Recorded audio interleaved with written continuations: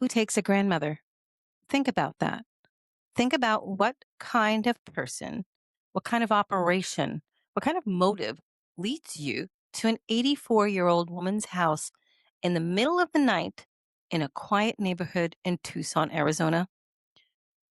You go through the trouble of ski mask, gloves, a gun, a backpack. You tamper with the doorbell camera. You go inside and you take an 84-year-old woman. Who does that? And importantly, why? Because the answer to that question is the answer to this entire case. And 4 months in, with hundreds of investigators, thousands of tips, FBI involvement, 1.2 million in reward money on the table, and Savannah Guthrie spending $500,000 of her own money on private investigators. Nobody's been charged. Nobody has been arrested, and Nancy Guthrie has not been found. That should bother you. It bothers me. And today I'm going to walk you through exactly why it bothers me. First, I'm going to tell you everything about the case as we know it.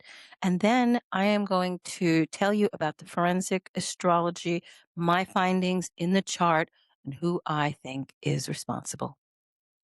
So let's start with who Nancy Guthrie is because that matters. It matters a lot in this case. Nancy Guthrie is 84 years old. She lives in the Catalina Foothills neighborhood of Tucson, Arizona. If you've never been to that part of Tucson, picture this. Desert landscape, quiet streets, the kind of established neighborhood where people have lived for decades and is not a place that you stumble through accidentally. Nancy is a mother of 3 adult children, Savannah, Annie, and Cameron. You almost know, certainly, Savannah's name. She is the co-host of NBC's Today Show, one of the most recognizable faces in morning television. That matters in this story, not because of fame, but because of what it means financially, publicly, and in terms of who might want to leverage over this family. And by all accounts, Nancy is a woman of deep faith, deep routine. She goes to church. She has her people. She has her schedule. She's not the kind of woman who disappears. She is the kind of woman who calls if she's going to even be 5 minutes late. Her older daughter, Annie, lives in Tucson too, not too far from Nancy's home, and that's important. On the evening of Saturday, January 31st, 2026, Nancy spends time with Annie and her husband, Tommaso, at their home in Tucson. A family dinner, normal, nothing out of the ordinary by anyone's account. At 9:48 in the evening, Tommaso drives Nancy home. He drops her off at her front door. He reportedly waits about 2 minutes, just long enough to see her get inside safely and then drive away. That is the last confirmed sighting of Nancy Guthrie. In the early morning hours of Sunday, February 1st, at 1:47 a.m., the doorbell camera at Nancy's front door disconnects. Someone tampered with it. About 40 minutes later, at 2:28 a.m., Nancy's pacemaker app loses contact with her phone. Let me say that again. Her pacemaker app loses contact with her phone at 2:28 in the morning. That is not Nancy going for a walk. That is not Nancy forgetting her phone somewhere.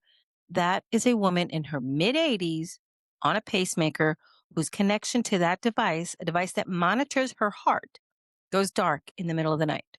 And by late morning, Nancy hasn't shown up to watch church service online with her friend. The friend calls the family, and the family calls 911. This time is 12:03 in the afternoon on February 1st. When police arrive at Nancy's home, they find evidence of a crime. Blood on the front porch, blood on the exterior pathway. The sheriff would later tell reporters directly that clues at the scene made clear that Nancy did not leave on her own. She was taken. Now, I want you to look at the security camera footage with me because this is one of the most discussed and most puzzling pieces of evidence in the entire case. The FBI released footage from the Google Nest doorbell camera at Nancy's home. What it shows is a figure, masked, gloved, armed with a holstered handgun, wearing a backpack. He's at her front door. He's tampering with the camera. He knows it's there. He's dealing with it deliberately. The FBI describes this person as a male, approximately 5'9" to 5'10", average build. He is wearing ski mask and his face is never visible. Here's what strikes me about that image. This person came prepared. Ski mask, gloves, a gun, already holstered, not drawn, holstered, not drawn, holstered. Like he's not expecting much resistance.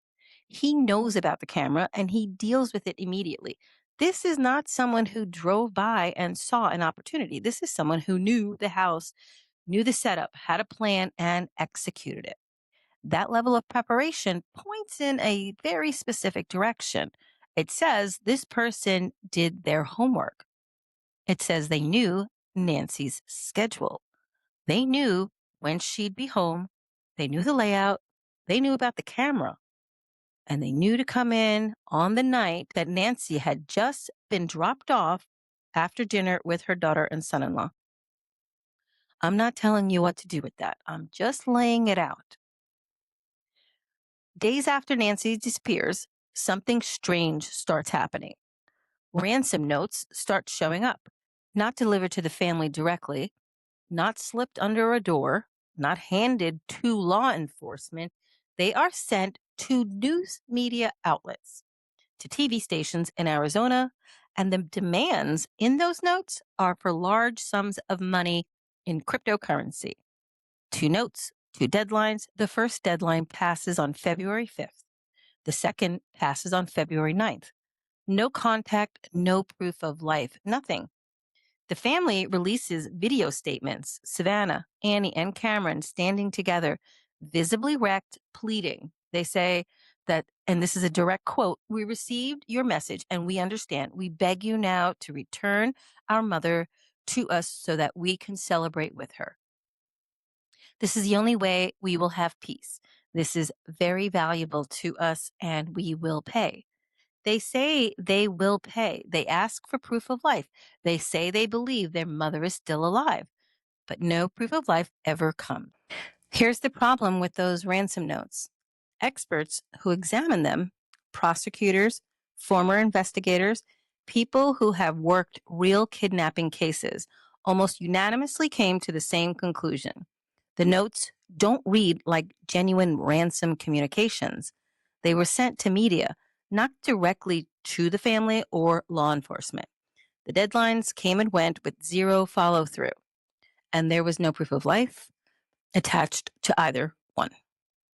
Now, at a CrimeCon panel focused on this case, defense attorney Donna Rotuno said flatly that, in her opinion, the ransom notes were almost certainly not written by whoever took Nancy. That's a significant thing to say out loud, because if the ransom notes are fake, if they're a distraction, then what is actually going on here? We'll get back to that. And then a California man named Derek Colella, 42 years old, was charged with sending a fake ransom demand to the family. Charged. He wasn't the kidnapper. He was someone who saw a high-profile case and decided to insert himself into it, to send a fraudulent note to a grieving family. He made his first court appearance and was released before trial. So, out of all the ransom communications, the only one that led to a charge was a fake, sent by someone with no connection to the actual disappearance. Every legitimate ransom lead went cold.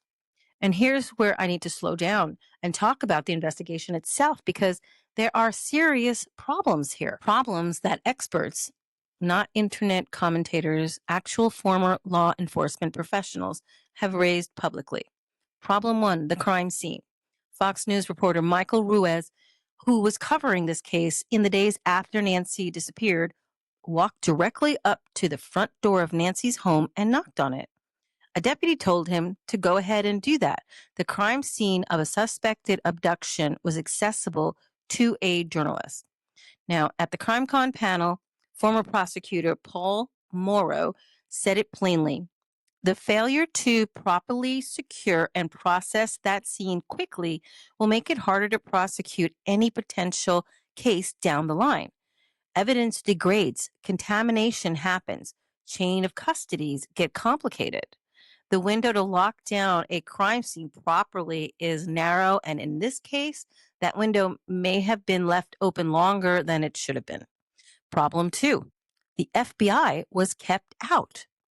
FBI Director Kesh Patel gave an interview to News Nation in which he confirmed something that stopped me cold when I read it. He said that the FBI was there from day one, ready to assist. And then he said they were not let in for 4 days. 4 days. This is a suspected kidnapping of a high profile figure. The FBI has resources, technology, and jurisdiction that local law enforcement simply does not have. And the Pima County Sheriff's Department, whether by protocol, by pride, or for reasons that haven't been publicly explained, didn't fully bring them in for 4 days.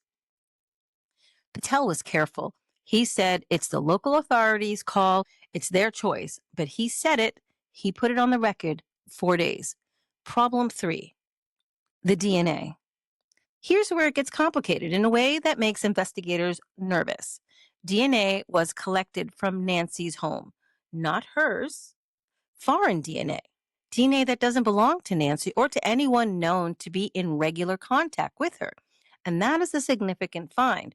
But Sheriff Chris Nanos publicly acknowledged that the DNA processing is moving at what he called a snail's pace because of mixed DNA samples, meaning multiple contributors of this on the same sample, which makes separation and identification extraordinarily difficult. He said it could take months to resolve. Months. Meanwhile, a pair of gloves was found about 2 miles from Nancy's home. They appear to match the gloves worn by the figure on the doorbell camera. The DNA from those gloves doesn't match anything in the FBI, their database. It doesn't match the DNA found at the house. So either there are multiple people involved or the DNA from the gloves is from someone who has never been in the system or both.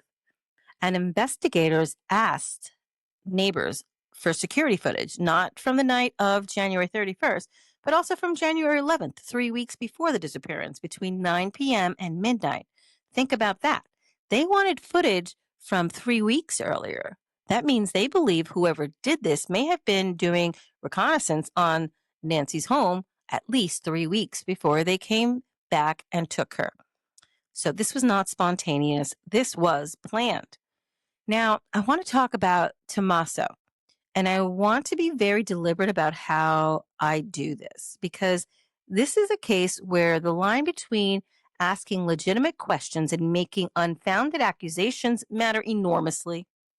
Tomasino is the husband of Annie, Nancy's oldest daughter. He is 50 years old, of Italian descent, a teacher and a poet. He and Annie have one child together. They live in Tucson, not far from Nancy's home. He was the last confirmed person to see Nancy alive. He dropped her off at 9:48 on the night of January 31st. He waited 2 minutes at the curb and drove away. That is what is on the record. On February 7th, 1 week after the disappearance, law enforcement spent 2.5 hours at Annie's and Tommaso's home. Fox News reporters on the scene saw white flashes coming from the garage, consistent with investigators taking photographs. A silver briefcase was observed being carried out of the house by law enforcement. SUVs were photographed leaving the property. 2.5 hours photographing the inside of the garage. Investigators returned to the neighborhood again going door to door, canvassing Annie and Tommaso's block and speaking to neighbors. Journalist Ashley Banfield reported as she stood by this reporting that a source told her authorities had seized a car belonging to Annie and that Tommaso may be considered a prime suspect. When pressed on it, her source told her that when people took shots at her reporting, she was standing on the target. Now, and I want to be clear about this, the Pima County Sheriff's Department had publicly stated that all members of the Guthrie family have been cleared. Sheriff Nano said it directly. A former FBI agent, Jennifer Coffendaffer, went on record saying that she sees no financial motive for Annie or Tommaso, that they live a stable, comfortable life with no signs of money trouble. Cleared officially. But here's what I keep sitting with. Cleared is not the same as fully explained. Cleared means that they're not the focus of the investigation as of the date of that statement was made. It doesn't answer the questions that are still hanging in the air. Why has Tommaso not spoken publicly a single time since his mother-in-law went missing? Not once. Not a statement, not a social media post, nothing. Why did investigators spend 2.5 hours photographing his garage 1 week after the disappearance? Why were neighbors in his specific neighborhood canvassed by FBI agents, not just Nancy's neighborhood? And if investigators were looking at footage from January 11th, 3 weeks before the disappearance, who was being watched back then? Who was scoping out the house? I'm not answering those questions. I don't have the answers. What I'm telling you is that in a case with no arrests, no suspects named, no credible ransom, let me take a step back from the family angle for a second and ask the broader question again. Who takes a grandmother? There are really only a few frameworks for understanding a crime like this, and I want to walk through them honestly because each one leads somewhere different. Framework 1, a random opportunistic kidnapping. Someone who knew the neighborhood saw an elderly woman living alone and decided she was a soft target. Maybe they thought they could demand money from a wealthy family. Maybe they didn't know who she was and it went wrong fast. I have a hard time with this one. The preparation is too deliberate. The ski mask, the gloves, the holstered weapon, the camera tampering, the timing on the one night she had just come home from her daughter's house. It doesn't read random to me. That reads planned. Framework 2, a targeted kidnapping for ransom, motivated entirely by Savannah Guthrie's public profile and assumed wealth. Someone who researched the family, identified the most vulnerable member, and went after her. The ransom demands sent to the news stations with deadlines that came and went fit this theory, in theory. The problem is the execution. Actual ransom kidnappers maintain contact. They follow through on deadlines or they make new ones. They want the money. There was none of that here. The communications went silent. No proof of life. The only person charged in the ransom note thread was a hoaxer with no connection to the actual crime. Framework 3, someone who wanted leverage over the family. Not primarily for money, but to send a message, create fear, inflict pain. This theory has been raised by behavioral analysts covering the case. In this scenario, Nancy isn't the target, she's the instrument she's used to hurt someone else. And framework 4, the one nobody wants to say out loud, but that investigators are almost always required to at least examine in a case like this, is that someone who had access to Nancy, who knew her schedule, who knew her home, who knew when she'd be back on the night of January 31st, was involved directly or indirectly. I'm not telling you which framework is right. I'm telling you that the framework 4 is on the table. It has been on the table. And the fact that law enforcement spent 2.5 hours inside Annie and Tommaso's house with cameras and evidence bags tells you that they were at least asking Framework 4's questions too. Here's what we know right now as of today. Nancy Guthrie has been missing for over 4 months. She is 84 years old. She is on medication that, according to the sheriff himself, could be fatal if she misses it. There has been no confirmed proof of life the night she was dropped off. The FBI have mixed DNA from her home that is still being processed because the samples are complex. The gloves found 2 miles away don't match anything in any database. Every ransom note has been deemed either unverified or outright fraudulent, and the only person charged in connection with ransom demands was a hoaxer from California. The crime scene was not properly secured in the early days of the investigation. The FBI was not brought fully into the case for 4 days. There is 1.2 million in reward money and not a single credible lead has been publicly confirmed. Savannah Guthrie has spent 500,000 of her own money hiring private investigators, her own money, because as a source close to the family told reporters, she is not satisfied with the official investigation. That tells you something. When the famous daughter of a missing woman, someone with every reason to want to trust law enforcement, every reason to want to believe the official process is working, spends $500,000 on her own investigation. That tells you something about how much confidence exists inside that family right now, right? Maybe? Or was it? Let's move on. Retired Detective John Bueller, who has been following this case closely, said something recently that I think is the hardest truth of this whole story. He said that based on the blood at the scene, the lack of any credible ransom follow through, and Nancy's age and health, he struggles to believe she survived the night she was taken. That is a devastating thing to say. It may be true, and it changes the entire nature of what investigators are looking for. If this is no longer a rescue mission, if it never was, then the question stops being, where is Nancy? And starts being, what happened to Nancy and who was responsible? 4 months, no arrest, no suspect named, no body found, and no proof of life. Somewhere in the gap between all the things we know and all the things we don't, there is an answer. There's a person or people who know exactly what happened in that house in the Catalina foothills on the night of January 31st, 2026. They know what happened to Nancy after her pacemaker went dark at 2:28 in the morning. They know where she is. And so far, they haven't been found. And this is the question I keep coming back to. The question I think any serious investigator has to at least be willing to sit with. They have been found. They have been talked to. They've been photographed, canvassed, and questioned. And for whatever reason, we're not there yet. And that's where most investigations stop. They stop at the known facts, the press conferences, the reward money, the DNA reports, the surveillance footage, the public statements. But what if the answer isn't hiding in what we know?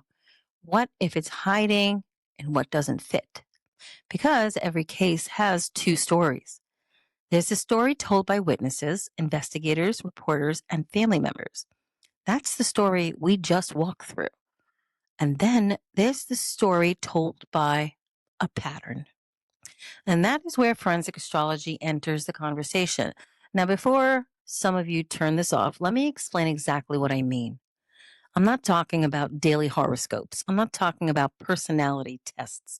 And I'm certainly not talking about sitting in a dark room making guesses. I'm talking about a structured investigative system. In my book, The FPR Method, I teach something called forensic pattern recognition. The foundation of that method is simple. Every event creates a symbolic blueprint. Just as a fingerprint is unique to a person, a timestamp is unique to an event. The moment something happens creates a pattern, and that pattern can be examined the same way an investigator examines blood spatter, phone records, surveillance footage, or digital evidence. Now, the chart is not evidence. The chart is a map. And sometimes a map shows you where to look before you know what you're looking at. One of the first things that I teach in the FBR method is how to identify the suspect. Not who we think the suspect is, not who social media thinks the suspect is, not who the loudest person in the room points at. The chart doesn't care about any of those facts. The chart asks a different question. Where does the opposition live? Because every crime has an axis. There is the person something happened to, and there is a force acting against them.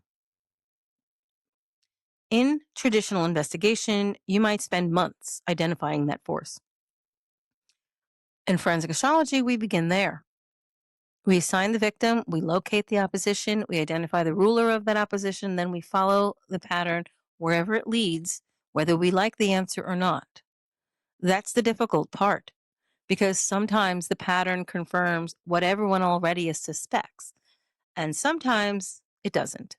Sometimes the pattern points away from strangers, away from random offenders, away from the explanations that make us comfortable.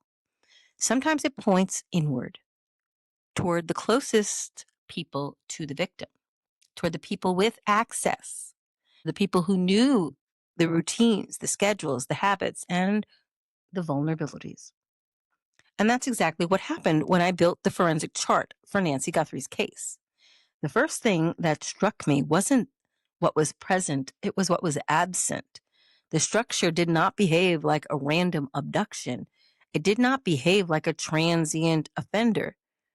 It did not behave like a traditional ransom kidnapping in any capacity. Instead, the chart repeatedly pointed toward relationship dynamics, family pressure, and legacy themes. And what I call proximity access, crimes committed by people who don't need to break into your life because they already are standing inside it. Now, that doesn't prove anything. And I want to be very clear about that. The FPR method is not a replacement for law enforcement. It's not a replacement for evidence. It does not determine guilt. What it does is identify pressure. And in this case, the pressure was concentrated in one very specific area of the chart, the opposition, the suspect's position, the place where we teach students to begin when they are trying to understand who or what was acting against the victim. What we found was not a stranger, it was a pattern, and the pattern was so specific that it became the focus of the entire investigation from a forensic astrology perspective. And once I show you how that pattern works, you're going to understand why this case became one of the most fascinating demonstrations of the FPR method I've ever studied. Because the chart didn't start by asking who took Nancy Guthrie. The chart started by asking who stood to oppose her. And the answer it gave was not the answer I expected. And before we go any further, I have to tell you one of the strangest details I came across while researching this case. It's one of those details that may mean absolutely nothing, or it may mean everything. Now, a few years ago, Savannah Guthrie wrote a book about faith, family, and her relationship with God. Pretty normal, except buried in that book is a family tradition that stopped me cold when I found it. Apparently, every year, the family played a game, a mock kidnapping. I'm serious. According to Savannah's own account, family members would kidnap someone in the family, and Nancy, the grandmother, would pay a ransom to get them back. Now, let me be clear. Families have traditions. Families have inside jokes, have games that sound strange to people outside of the family. And I'm not suggesting this means anyone committed a crime. What I'm saying is when you're investigating a case involving an 84-year-old grandmother who was allegedly kidnapped, and then you discover that the family has a long-standing tradition involving staged kidnappings and ransom payments, you take notice, okay? Because investigators are trained to pay attention to coincidence. And sometimes what looks like a coincidence turns out to be context. Maybe it's nothing. Maybe it's just an odd family story tucked into a faith-based memoir. But I wanted you to know before we move forward, because from this point on, we're going to leave the public record behind. We've talked about what the world knows, and now we're going to talk about what the pattern says. And that's where things start getting interesting, because when I put the forensic chart for this case, I wasn't looking for a suspect. I was looking for opposition. Okay. So now we're going to take a look at the chart. Okay, this is where everything starts to get interesting because right now the chart's not talking about a stranger, not about a random offender or someone faceless like in a ski mask. So the first thing I teach in the FPR method is this: never begin with the suspect. Begin with the opposition. Begin because the opposition tells you what kind of suspect you're looking for. Now, when I examine the opposition section in this chart, one placement immediately stood out. And in this section, this is section that I'm talking about, is Lilith. Now, if you've never heard of Lilith before, don't worry, most people haven't. But in forensic astrology, Lilith is one of the most fascinating points in the entire chart because Lilith represents rejection, exile, the feeling of being unseen, that feeling that someone else occupies a position you believe should have been yours. And when Lilith appears in the opposition position of a criminal event chart, we don't automatically conclude that a woman committed the crime. That's not how this works. What we conclude is that a feminine wound is involved. So, somewhere inside the architecture of the event is a female grievance, a female resentment, a female displacement dynamic. That was the first thing that got my attention. And then I look further, and when I found Saturn and DNA and True Note all clustered together in the 11th section. Now, for a student of the FPR, the combination should immediately raise an eyebrow because Saturn is responsibility, duty, and family burden. The thing that you carry for years because you believe you have to. Now, DNA is exactly what it sounds like in forensic astrology. It points towards a bloodline connection, inherited dynamics, generational stories, and the true node represents trajectory, the path that pulls events towards a specific outcome. Whenever I see true node, it says, look at me, this is important. This is the most important part of the whole chart. And it is sitting in the 11th section.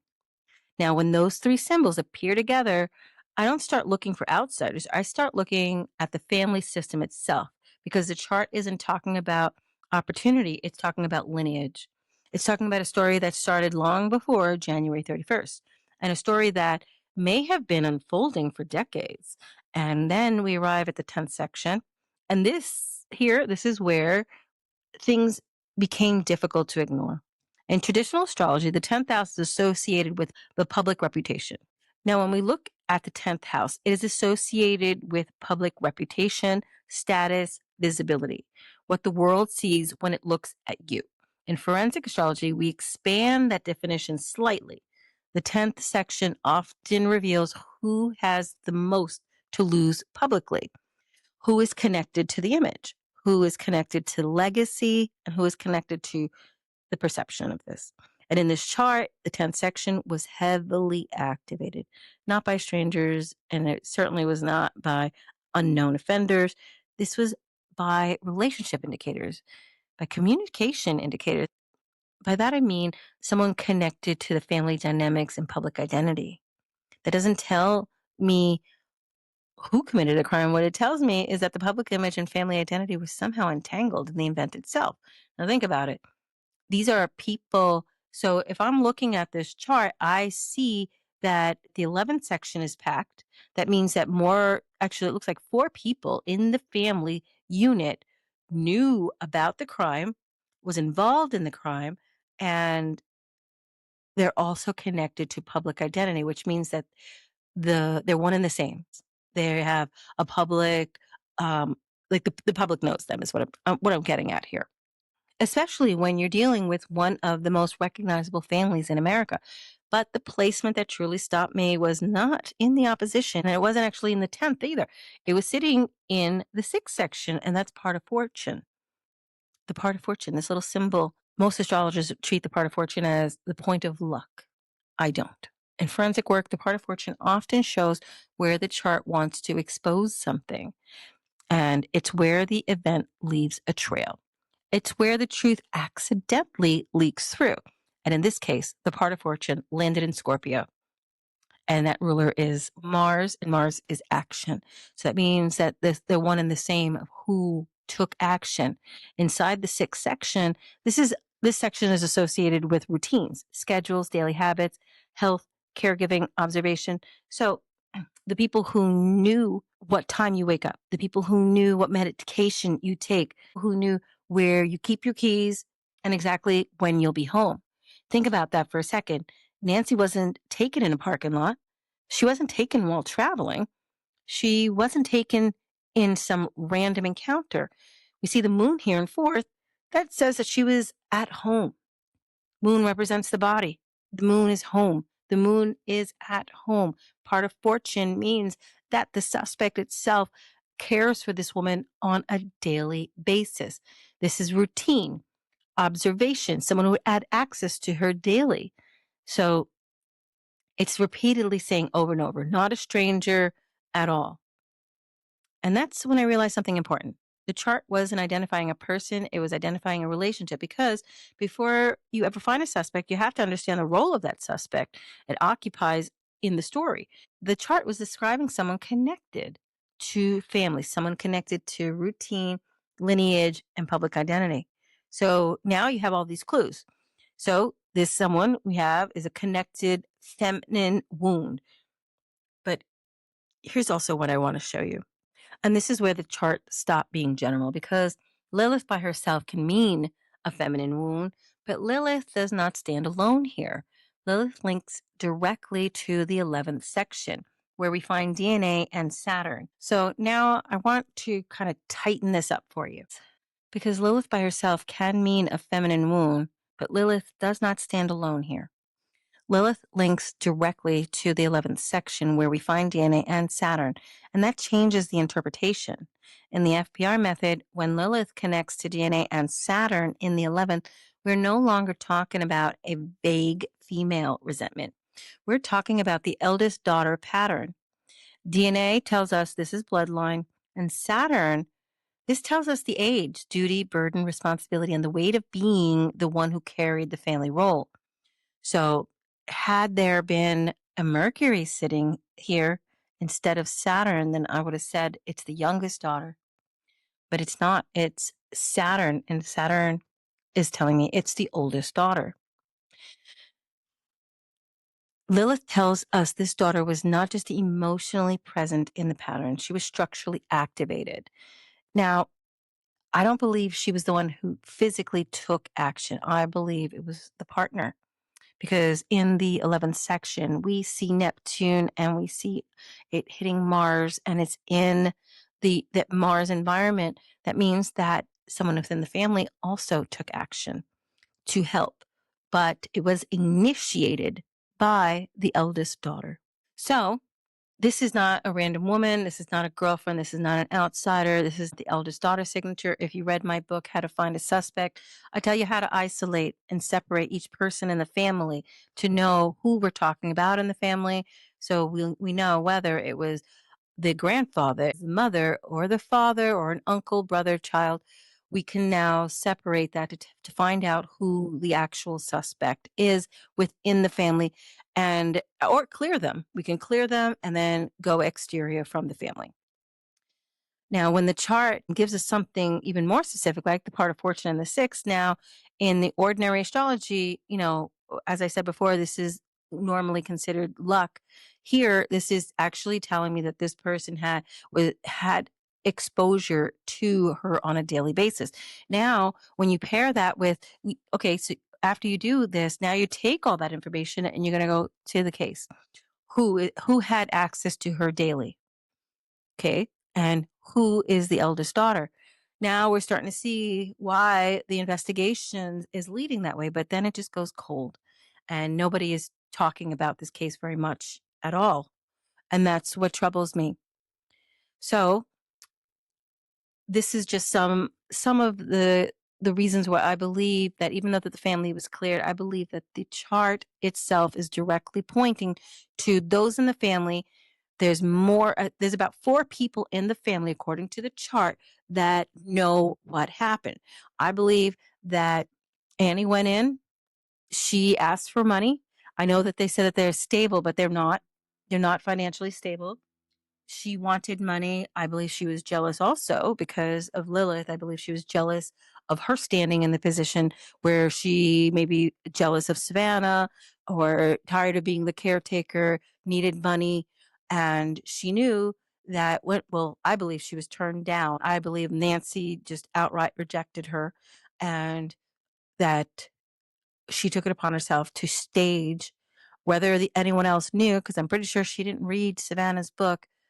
I believe she staged the kidnapping and was going to trick Nancy to give her the money.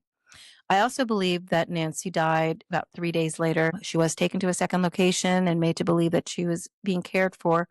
And I believe that they disposed of her body in the desert. And those are my findings for the Nancy Guthrie case.